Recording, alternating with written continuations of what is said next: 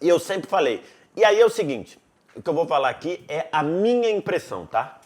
Eu, na minha cabeça, a ferramenta do meu trabalho não é a minha opinião, é a minha credibilidade. São coisas diferentes. Porque opinião qualquer um pode ter. Todos nós temos opinião de qualquer coisa. Eu não conheço nada de física. Eu posso ter opinião de física. Vai ser uma merda de opinião, mas eu posso ter. Sim. A ferramenta do meu trabalho é a credibilidade. E eu acho que eu nunca vou atingir credibilidade se eu estiver mentindo para quem está do outro lado. Ok. Eu acho que eu nunca vou atingir se eu falar pro cara que eu torço pro Olaria, que é um time da Zona Norte do Rio de Janeiro. Ele fala, qual é teu time? Eu sou Olaria. Porra, eu acho que eu já tô começando a minha relação com o público mentindo, porque eu sou Flamengo. Então eu sempre disse desde o início, por esse motivo principal e pelo segundo, que é poder ir ao Maracanã na arquibancada. Eu, quando vou ao Maracanã, se eu não estiver trabalhando, eu não vou pra tribuna, eu vou pra arquibancada. E com a camisa do Flamengo. Porque é o que me fez ser jornalista. Então, se eu não falasse, eu não vou chegar, não vou pra arquibancada fantasiado, né? Não vou pra arquibancada fingindo, boné, com boné, óculos escuro, cravado. cachecol, porra. Aí não tem como. Então, assim, sempre falei numa boa, e isso só me trouxe problema com parte de uma torcida só. Dizer que eu sou Flamengo só me trouxe problema com parte de uma torcida. A do Flamengo. Que acha que eu tenho que ser advogado, que acha que eu falo mal do Flamengo pra ficar bem com outras torcidas. Porra, irmão, isso não muda R$1 pra minha vida. Eu nunca ganhei nada a mais ou perdi alguma coisa porque disse que sou Flamengo ou porque elogiei o Flamengo ou deixei de elogiar ou elogiei mais um clube de São Paulo ou não. Isso é uma invenção do torcedor.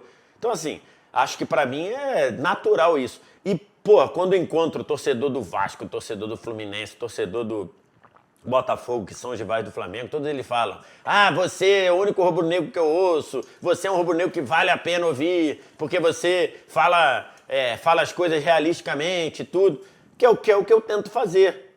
E que traz alguns desgastes. Por exemplo, tem um lance de arbitragem que prejudica o Flamengo. Se eu digo isso, o cara diz, você está sendo clubista, porque sabem que eu sou Flamengo, mas faz parte. Se é o contrário, se eu digo que é um lance que o Flamengo foi beneficiado, os outros vão dizer, tá vendo? Você é um torcedor do Flamengo, mas não briga com a realidade. Aí a torcida do Flamengo diz que eu só tô falando para ter aprovação dos outros. Mas eu tô... nunca vamos agradar. É lógico, e eu tô tranquilo com as duas. Eu não deixo de fazer o meu trabalho, nem com uma percepção, nem com outra. E também não deixo, quando eu erro, de dizer, errei, não tem problema nenhum. Mas então... vários colegas teus, a gente não sabe o time. Outros a gente sabe. Então, aí é a segunda parte da resposta. Tá. Eu tô falando isso numa realidade de cidade que tem 4 times. Exato. Certo? Que é o Rio de Janeiro. Tem 4 times grandes, 4 times relevantes. Que é a realidade de São Paulo também. A gente está gravando isso aqui em Porto Alegre. Numa realidade em que você tem 2 times relevantes, praticamente, 2 times dominantes. E aí, eu acho que a percepção é um pouco diferente. Porque quando você diz que é de um, automaticamente você não é do outro. Quando você diz que é Flamengo, você fala, tudo bem, você poderia ser outros 3. Ou quando você diz que é Vasco, você poderia ser de outros 3. Quando você diz que é Palmeiras, você poderia ser dos outros. Aqui em Minas Gerais, ou em Belém, Paysandu e Remo, ou Salvador, ou você é um ou é outro. Então acho que é um pouco mais sensível. Mas eu, dentro dessa realidade, eu não me sentiria com credibilidade de mentir qual é o meu time. Então, pra mim, eu sempre falei, trouxe coisas boas, trouxe coisas ruins e, enfim. Se tu não levar isso pro microfone a ponto de tu te emocionar, sabe que uma vez eu chorei, em 2005. Mas, enfim, na entrevista não é comigo. Mas é porque tu tem que, ao menos eu, a gente trabalha com futebol, alguém te ama futebol, né? Senão não estaria outro ponto, fazendo. né? E eu acho tão natural, porque todo mundo tem time, né? Tipo assim, por que tu acha que eu quis fazer futebol, jornalismo esportivo? Porque o meu sonho era jogar futebol. Tu queria ser jogador também, não? Eu queria ser jogador, era horroroso jogando futebol.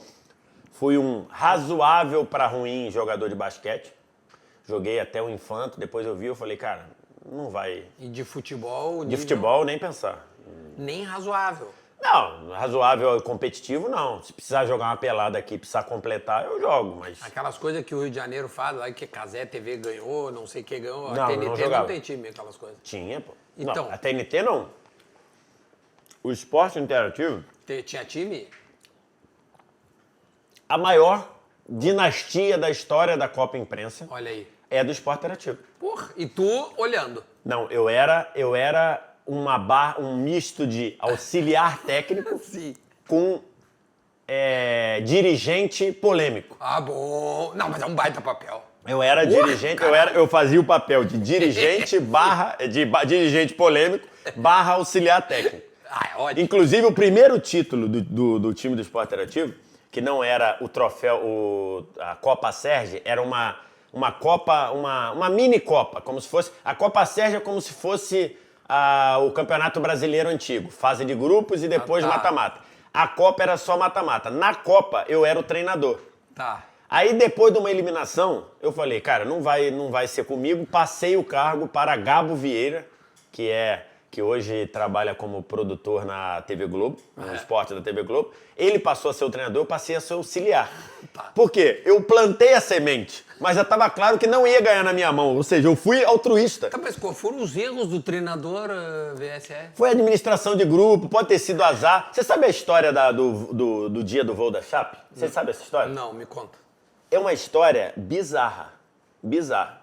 O Sport Interativo começou a jogar a Copa Sérgio e foi fazendo uma escadinha. No primeiro ano caiu nas oitavas, no segundo caiu nas quartas, no terceiro caiu... Essa eliminação nas quartas é bizarra.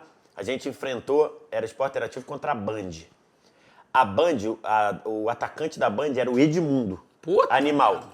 A nossa dupla de zaga neutralizou o Edmundo. O Edmundo fez gol em todos os jogos daquela campanha, menos contra o Sport Interativo. A nossa zaga, que era o Gabo Vieira, depois virou treinador porque estourou o joelho, e o Gabriel Simões, que trabalhava de comentarista com a gente até outro dia. Eles paralisaram o Edmundo. O Edmundo terminou o jogo, chegou e falou, cara, levanta a cabeça, vocês jogaram pra caralho. Falou isso pros dois. Vocês me marcaram, vocês não me deixaram eu andar. O Edmundo falou isso pra ele. E a gente perdeu nos pênaltis, pra Band. Sabe quem perdeu o nosso pênalti? Quem, caralho? O presidente do Esporte Interativo. Aí, como é que faz? Porra, tu sabe aquela história? Sabe aquela história?